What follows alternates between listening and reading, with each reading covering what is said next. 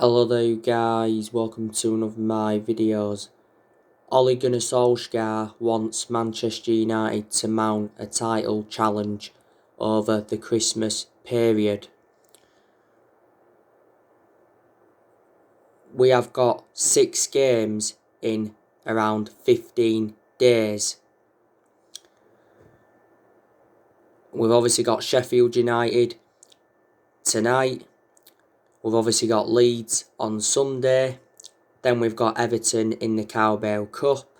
Then we're away to Leicester.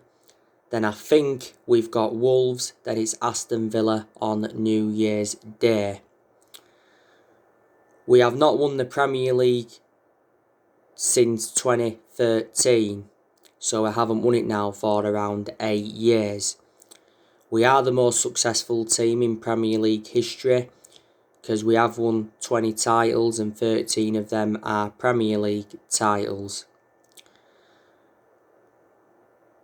By the way, we want 4 new signings to complete our squad overhaul. Now, there has been a lot of players on our agenda. Obviously, Kieran Trippier, he's recently been on our agenda. Daya Upamecano from RB Leipzig, he's been on our agenda. Ben White, he's recently been on our agenda. Jadon Sancho, he's obviously on our agenda as well. We are looking to get a right winger, a defensive midfielder, a centre-half and a right-back. We're expected to make these signings next summer, because in January we are focusing on the outgoings rather than the incomings. We're going to get rid of a few players next year. I think we're going to get rid of Jesse Lingard, Phil Jones, Marcus Rojo, Sergio Romero, because he's now our 3rd choice goalkeeper. I think we're also going to get rid of Paul Pogba. Could sell Matic as well. Could even sell Juan Mata. Could get rid of Daniel James. He says that Leeds are interested in him. Daniel James has lost his place in the team. And when he has been playing, he has been out of form. There's obviously rumours of Brandon Williams going out on loan in January. Southampton are the ones that are interested in him. Brandon Williams is now our 3rd choice left back. And earlier on in the season, there was rumours of Dean Henderson going out on loan. But it is good that we are making plans for next year, and Ed Woodward has come out several times to support Ole Gunnar Solsjaer. He says he's fully behind him. During the summer transfer window, Ole Gunnar Solsjaer wasn't backed enough because we missed out on all of his priority targets. None of our managers have been backed enough since Alex Ferguson left, and this is one of the main reasons why the board's been one of the biggest problems at the club for several years.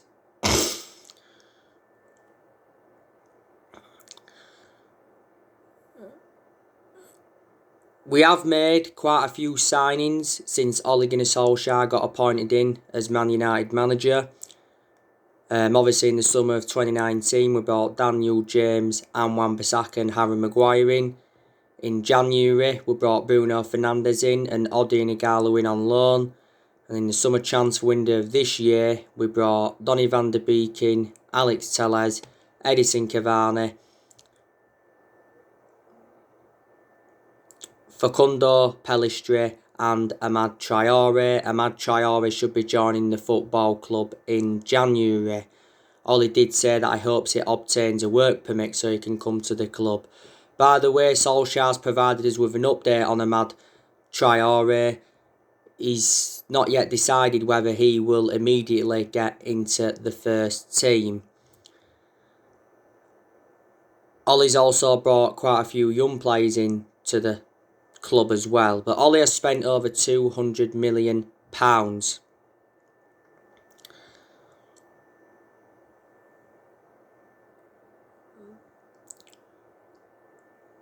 This is Ole Gunnar Solskjaer's second full season as Manchester United manager.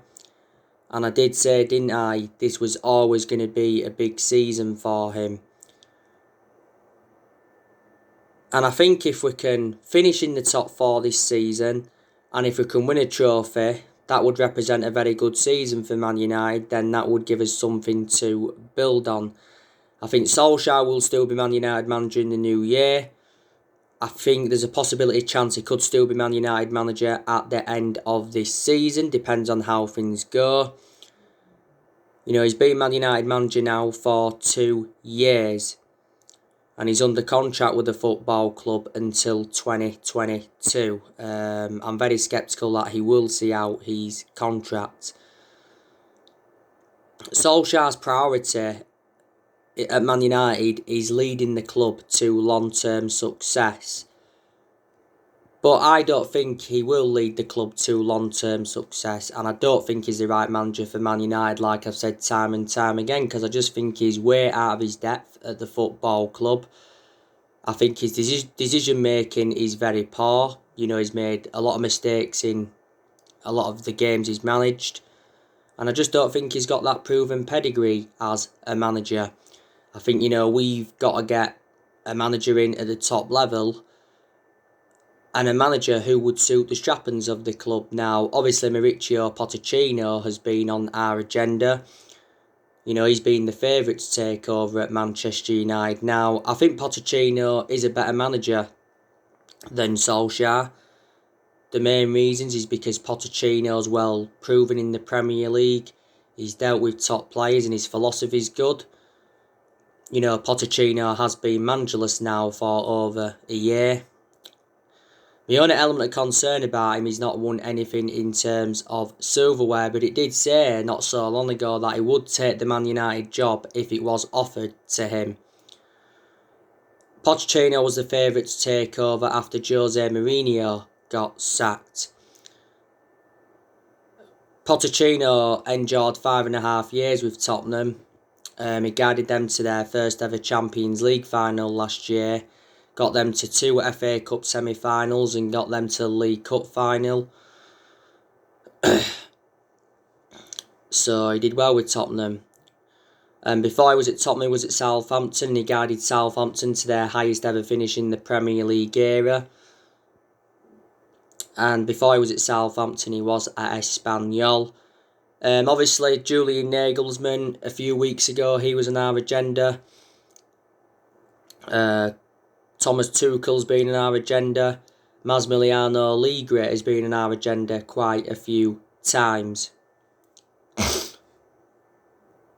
But like I've said to you, the biggest problems at the football club are the board, the manager. Our defence is a problem as well because we do leak a lot of goals. You can say maybe our goalkeeper's a problem. Obviously, David De Gea is our number one at the moment, and I think he will remain our number one for this present time, or could remain our number one until the end of this season. But there's a lot of Man United fans that are saying we should put Dean Henderson now as number one. And we've obviously got to solve the Paul Pogba issue because he's a problem as well, because Paul Pogba has had a long-running transfer saga. But I think what Ole Gunnar Solskjaer's got to do to prove he's the right manager for Man United is to improve our performances as well as the results. To be fair, results have improved recently. I think obviously decision making's got to improve, and like I've said, this season he's got to win a trophy and get us a top 4 finish. Our home form is a concern as well. We've only won 1 game at Old Trafford in the Premier League this season, and we've only scored 1 goal, is it, from open play? At Old Trafford. So we have been enjoying our worst start at Old Trafford for around 50 years. Away from home, though, we've been very, very good. You know, we've won our last 9 away games in a row in the Premier League. If we do beat Sheffield United tonight, that will be our 10th win in a row away from home in the league. We haven't lost away from home in the league since January, so we've gone almost a year now without losing away from home in the league, and that's a very, very good record.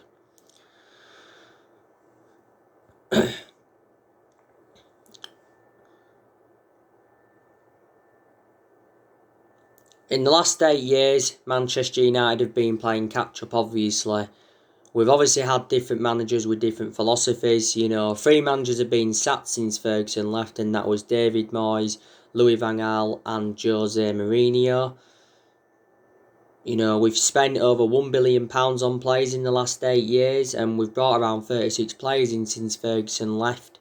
Under the Moyes era, we brought Fellaini and Juan Mata in. He only brought 2 players in. Under Louis van Gaal era, we brought quite a lot of players in, didn't we? We brought the likes of Sneijderlin in, Sebastian Schweinsteiger, Di Maria, Falcao, Memphis Depay, Herrera, Victor Valdez, Romero, Rojo, Darmian, Martial, Shaw. Yeah, they're the players that we did bring in under Louis van Gaal. A lot of them players that were brought in under Louis van Gaal are no longer at the club, and we brought 11 players in under the Jose Mourinho era. And the vast majority of his team is Jose Mourinho's. Few players have left, obviously, who Jose Mourinho brought in. And obviously, like I said, Solsjaer's brought around 10 senior players in now. So people say, reflect on the money we spent, we should be much more of a commanding position than we are in. We are, 9th in the Premier League at the moment. But if we beat Sheffield tonight and then we obviously win that game in hand against Burnley, we could actually go top, couldn't we? I think we go 5th tonight if we do beat Sheffield United. But like I said, since Ferguson left, we have been inconsistent. Before Ferguson came into the equation, we was inconsistent because we weren't good under Ron Atkinson. We certainly weren't good under Wilf McGuinness. And we weren't good under Franco Farrell because we got relegated under Franco Farrell back in 1974.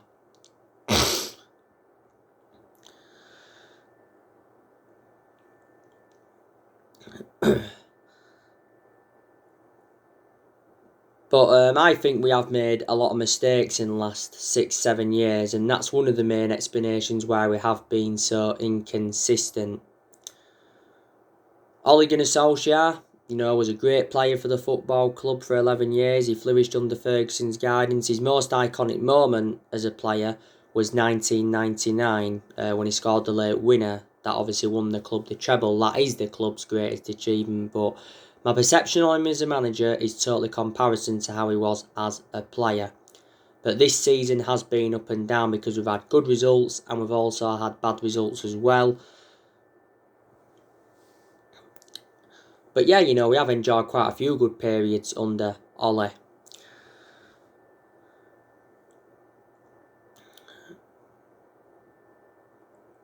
Now, these good players at Manchester United, like I've already gone through with you. I think obviously Bruno Fernandes is very, very good. He's Manchester United's best player. He's the best signing we've made since Alex Ferguson left. Bruno Fernandes has endured nearly 12 months now at Manchester United. Or has he been here a year now? Won Player of the Month, didn't he, for November? He's won that now quite a few times, reflecting on his good performances. But Bruno Fernandes has made a difference in the team, and I think he's created more chances than any other player in the Premier League this season. Was it after the 3-1 win against West Ham? It says we was preparing to offer him a new contract worth £200,000 a week, doubling his current wages. We paid £47 million for him from Sporting Lisbon back in January. And he predominantly plays in that number 10. He scored a lot of goals for Man United. Let's be honest though, a lot of his goals have come from the penalty spot, and he's also provided assists. Solsjaer can say has overplayed Fernandes. I think he started every game apart from one. So I think for the game tonight against Sheffield, he does need a rest, Bruno Fernandes. Donny van der Beek, he's also a very, very good player. He should be starting tonight against Sheffield United because Donny van der Beek didn't play against Man City. Donny van der Beek so far has made 2 starts in the Premier League. Obviously, he started against West Ham the other week. and he made his full Premier League debut in the 3-2 win against Southampton. He's enjoyed a good start to his Man United career, Van der Beek. He's more effective in a deeper role, but you can play him in like 3 different roles. We paid £40 million for him from Ajax. Obviously, I think Marcus Rashford, he's very, very good as well. He's one of our best players. He's enjoyed good games this season. He's enjoyed a couple of bad games as well. But I just think in general, Rashford's really improved. You know, he seems to have that end product now. He gets good runs in behind. You know, you can put him on either flank or you can put him up top. I think he's more effective out wide. Marcus Rashford has been part of the club for several years. I think Edison Cavani, you know, he's enjoyed a fantastic start to his Manchester United career. I think as Cavani missed our last 2 games because obviously he's been out with a muscle problem, I think. Don't think he's going to be playing tonight, by the way. Solsjaer confirmed that it's unlikely he will risk Edison Cavani tonight. Don't forget, a few weeks ago, Cavani came off the bench and scored twice against Southampton, and he also got an assist. So he changed the complexion of that game, didn't he? Cavani scored his first goal for Man United in our 3-1 win against Everton, and he almost scored with his first touch against Chelsea on his Premier League debut. When we got Edison Cavani, I did say, didn't I, he will be the next Zlatan Ibrahimovic. He did well though at PSG, didn't he, did Edison Cavani? He enjoyed a good 7 years with them.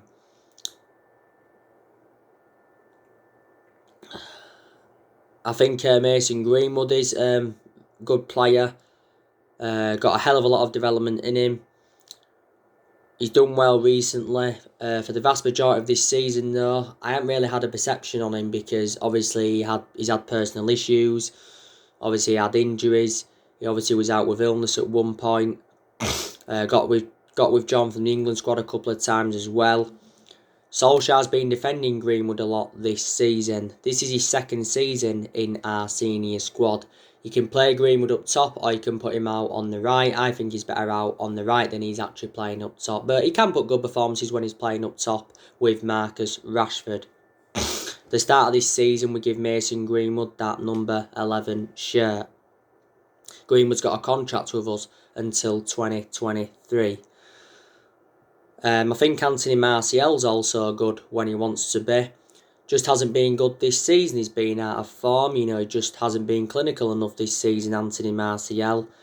Just come back from injury not so long ago. Well, obviously, the injury wasn't severe. This season, Martial's failing to replicate what he did last season because last season he did well. He scored 23 goals in 48 games, was it? Did well in his debut season under Louis van Gaal era. You know, Martial's enjoyed a good 5 years or so at the football club. We got him at the age of 19. Didn't we get Martial in a deal with like 57 or 58 million and we paid like £36 million up front?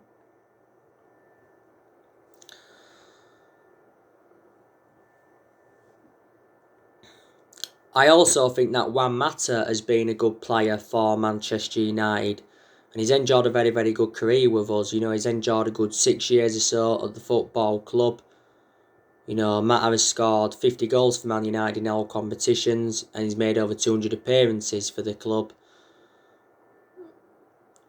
My element of concern about Juan Mata, though, is now he has lost that yard of pace and he's like, 33, 34 years of age.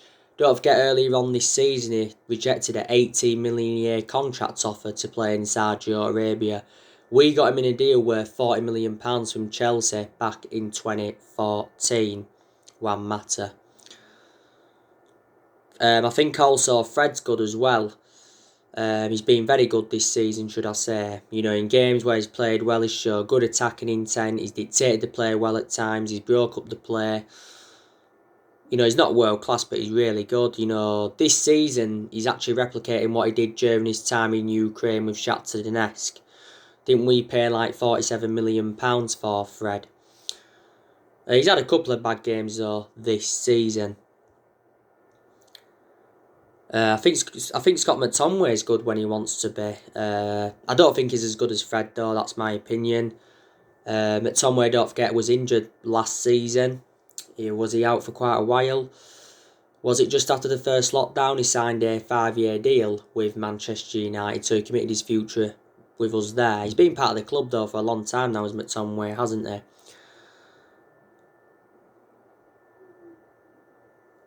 I think also Luke.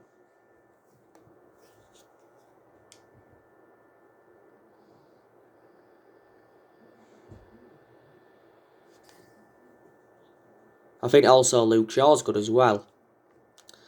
Obviously, he's enjoyed bad games, but I still think he's good. He was good against Man City, wasn't he? He kept City's winners quiet. His deliveries from set pieces was very, very good. Luke Shaw's. My only element of concern about Luke Shaw is that he's injury prone. He's just recently come back from a hamstring problem not so long ago. Luke Shaw's enjoyed a good 6 years so now at Man United. We paid £30 million for him from Southampton back in 2014. I think Alex Telles is also good. He's enjoyed a good start to his Man United career. He was bad though against RB Leipzig. I think that was his first bad game as a Manchester United player. I think Telles should be starting, by the way, this evening. We got Telles in a deal worth 15.4 million. I think Harry Maguire is also good. He's definitely not world class, and he certainly wasn't worth the £80 million that we paid for him. But he's still good, isn't he?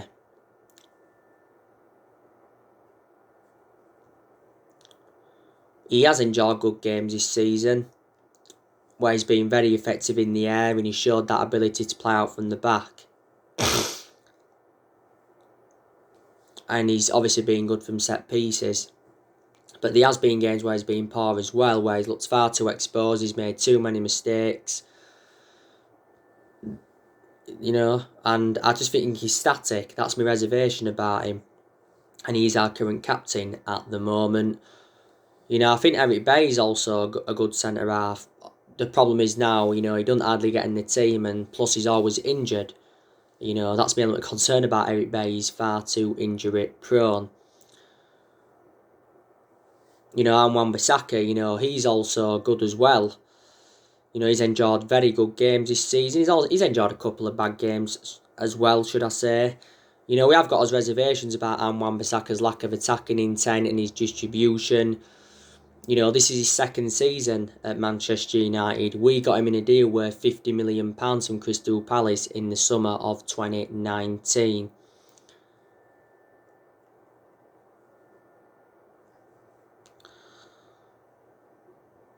So yeah, there is good players at Manchester United, and to Paul Pogba's credit, he has done well recently, Paul Pogba. He did quite well against Man City. I thought he did well against RB Leipzig, made an impact, got his name on the score sheet. Obviously, scored the other week in the 3-1 win against West Ham, and that goal was absolutely exceptional. And that game against West Ham was his first start in the Premier League for over a month. But analysing the vast majority of Paul Pogba's career at Man United since he rejoined, he has been inconsistent. Like I said, he's only had a good couple of periods. Paul Pogba did have an ankle injury, didn't he? But Ollie did confirm that ankle injury was totally comparison to the one that he had last season.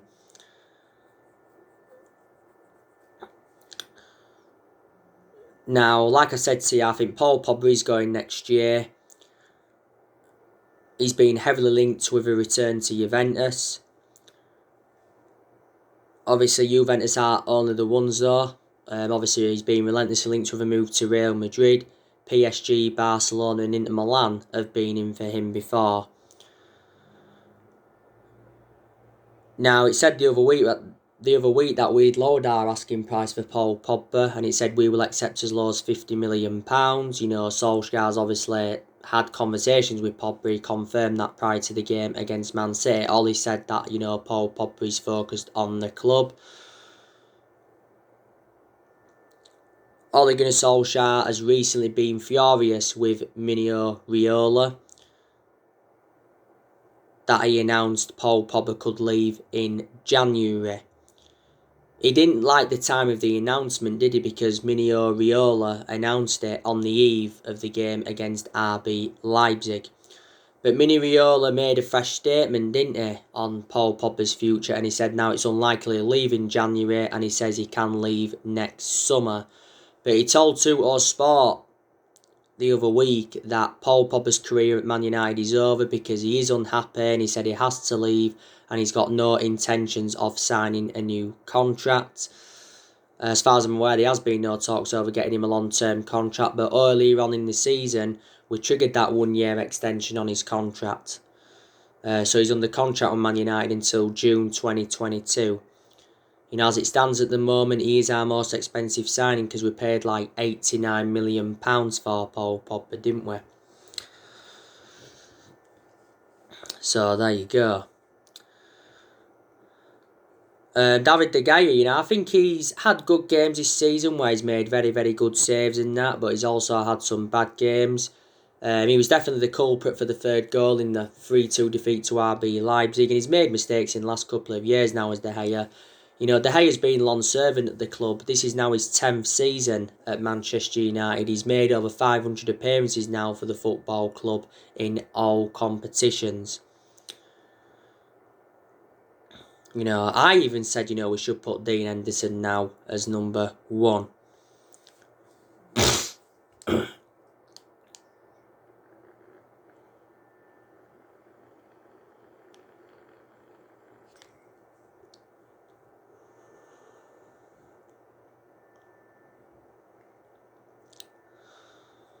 So, there you go.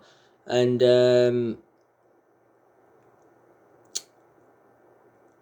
Manchester United must win tonight against Sheffield United, like I've already mentioned.